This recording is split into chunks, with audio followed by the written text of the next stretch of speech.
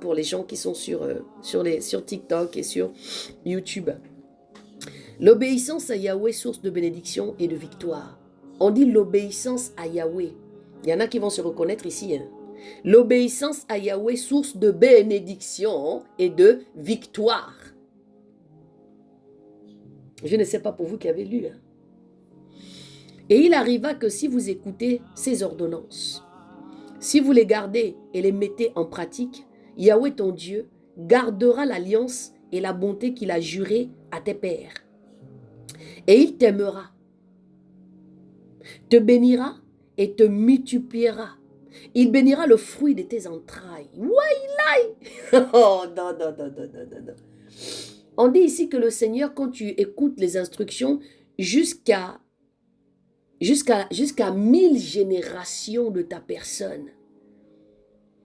Je ferai un enseignement quand Dieu voudra sur les bénédictions et les grâces de Dieu. Hein? Sur les générations. Quand on est dans l'obéissance avec Dieu. Regardez la profondeur là où Dieu est en train de nous amener encore ce matin. Parce que Dieu a ouvert un nouveau chemin. Est-ce que vous voyez? C'est-à-dire que ton obéissance seulement à toi va faire en sorte que ta génération, jusqu'à 1000 générations, c'est-à-dire que même toi là, tu ne seras plus vivante. Ce sont tes enfants qui vont engendrer tes petits-enfants et tes petits-enfants de tes petits-enfants. Donc jusqu'à 1000 générations, le Seigneur va se rappeler de ta lignée. Ah là là. Vous comprenez pourquoi les Juifs persévèrent comme ça? Non, attendez, bougez pas. Est-ce que vous voyez, les Juifs avaient déjà tout compris depuis le départ. Les Juifs, ils ont leur école. Hein. Ils ne sont pas touchés par tout ce qui se passe aujourd'hui dans des écoles, des attouchements des enfants, des enseignements bizarres là. Ils ne sont pas dedans. Ils ont leur école à eux. Et ils se sont battus pour ça. C'est que les chrétiens ne savent pas faire. On va dire c'est que les disciples, c'est ce qu'on fait. On ouvre des écoles. Pour ne pas être confrontés à tout ce qui se passe au jour d'aujourd'hui. Les Juifs, depuis le départ, eux-mêmes, ils ont leur école. Ils ont leur enseignement. Ils enseignent leurs enfants. C'est comme ça que sont les Juifs. Mais nous, on est là. On se bat ici. On se met des balles dans les pieds. Oh, lui, il a fait comme ça. Oh, il a la puissance. Oh, touch tombé. Vous pensez que c'est ça la marche avec Jésus? C'est pas ça. Même si tout ça, ça fait partie de la puissance de Dieu, il n'y a pas de problème. Mais même moi, quand je lis même la Bible, là, je ne vois pas les gens tomber. Je ne vois pas les gens tomber même quand Jésus faisait. Peut-être qu'on ne voyait pas. On n'a peut-être pas parlé de ça. Mais oui, le Seigneur guérit. Ils ont leur école, leur centre de vacances, leur nourriture sans levain. Ils ont tout. C'est nous autres là. On ne sait pas. On se balade comme ça dans l'air. On veut seulement venir ici bavarder, montrer que moi aussi je monte dans les avions. Je suis en classe, comment c'est, classe économique ou classe, je ne sais pas, première classe, c'est ça. Ou deuxième classe, je ne sais même plus. Ou tu es là-bas dans ton petit coin, on te sert le champagne avec des fruits. C'est ça là qu'on cherche au jour d'aujourd'hui. On est dans l'avion, on est en machin. On veut porter des Gucci. Alors que Dieu là, il a de vrais projets qui donnent une classe économique.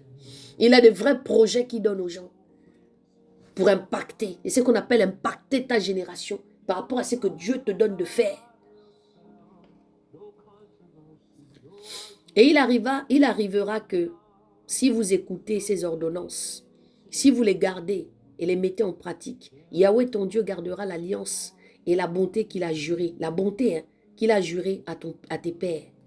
Et il t'aimera, te bénira et te multipliera. Il bénira le fruit de tes entrailles et le fruit de la terre, ton blé, ton vin, ton huile, les portées de ton gros et de ton menu bétail sur la terre qu'il a juré de donner à tes pères.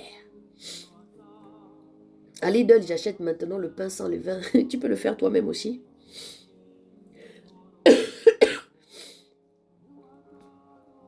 Est-ce que vous voyez un petit peu ça?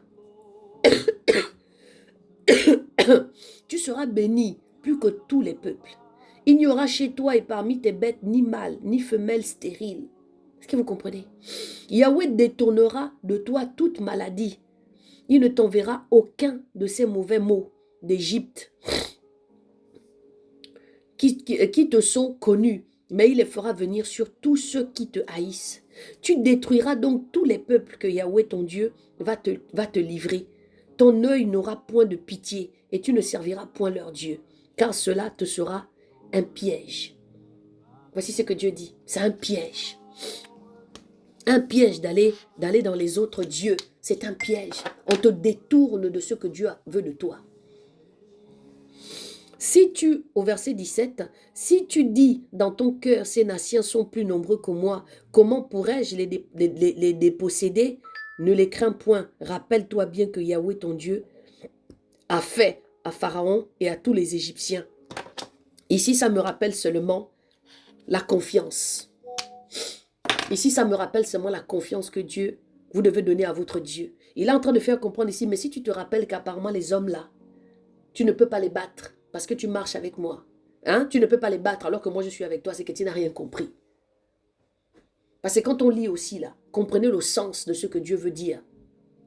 Allez-y creuser, de comprendre. Si tu ne comprends pas dans telle face, essaie de comprendre dans l'autre sens. Parce qu'il y a beaucoup de métaphores dans ce que Dieu dit.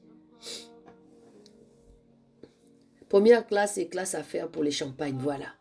C'est ce que les gens veulent au jour d'aujourd'hui.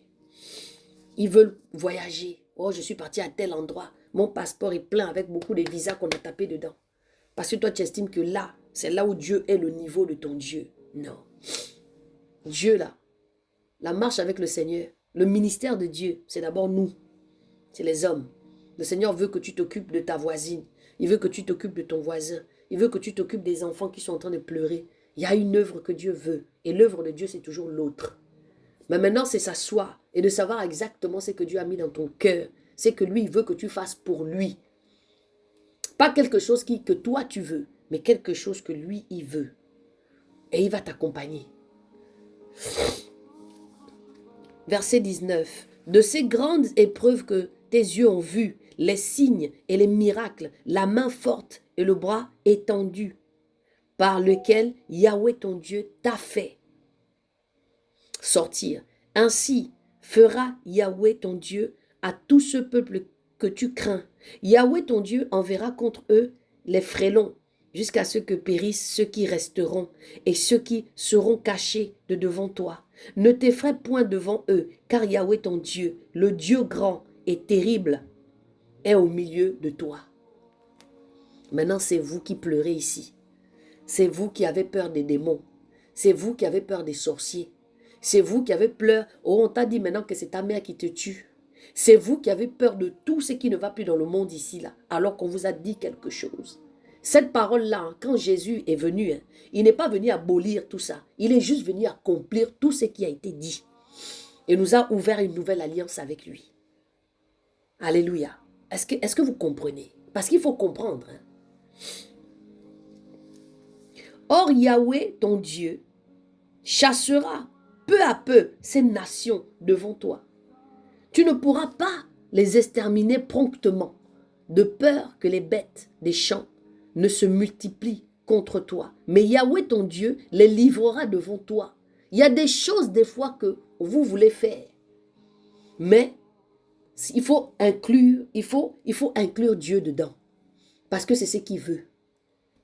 Il y a des fois des problèmes que tu peux surmonter. Parce que Dieu est venu apaiser ton cœur. Tu ne vois plus ça grand, ça ne te dépasse plus. Tu dors la nuit. Parce que tu sais qu'il y a ton Dieu qui est là. C'est cette confiance-là que Dieu attend de nous. C'est pas aujourd'hui tu as confiance en Dieu, demain tu n'as plus confiance en Dieu. Tu as voulu un enfant, Dieu n'a pas permis. L'enfant est passé. Mais aie confiance en Dieu. Gloire à Dieu Seigneur, parce que je ne suis pas morte. Si tu ne m'as pas donné cet enfant-là maintenant, je crois que tu me le donneras, parce que tu as la foi. Parce que tu sais qu'il te donnera. Parce que tu vas partir dans la parole qui dit, celui qui demande, on le donne. Dieu fonctionne avec sa parole. Il ne fonctionne pas sans sa parole. Il faut toujours l'amener dans sa parole. C'est comme si vous le mettez en piège. Parce que si tu ne l'amènes pas dans sa parole, ok, il va t'écouter. Mais quand tu vas commencer à lui dire, Seigneur, la parole me dit, et je pense que tu n'es pas un menteur, et que ta parole est vraie, et je crois en cela. Merci Seigneur. Et tu fais des actes de foi. Peu importe le temps que ça va prendre, Dieu va te regarder. Et un jour, il fera ce qui est. Il exaucera ta prière. Verset 23. Mais Yahweh ton Dieu les livrera devant toi et il troublera par des grandes confusions jusqu'à ce qu'elle soit détruite. Et il livrera leur roi entre tes mains. Et tu feras disparaître leur nom de dessous les cieux. Aucun homme ne tiendra face à toi jusqu'à ce que tu les aies détruits. Tu brûleras au feu les images taillées de leurs dieux.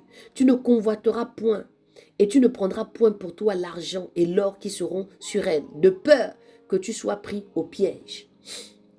Alléluia. Car c'est une abomination pour Yahweh, ton Dieu. Ainsi tu n'introduiras point de choses abominables dans ta maison, afin que tu ne sois pas comme cette chose dévouée par l'interdit. Tu l'auras en horreur. Tu l'auras en horreur et ce sera pour toi une abomination, car c'est une chose dévouée par l'interdit. On a fini le chapitre 7. Maintenant, vous, qu'est-ce que vous avez compris? Merci Seigneur en tout cas pour ta parole qui est vraie. Qu'est-ce que vous avez compris maintenant vous-même?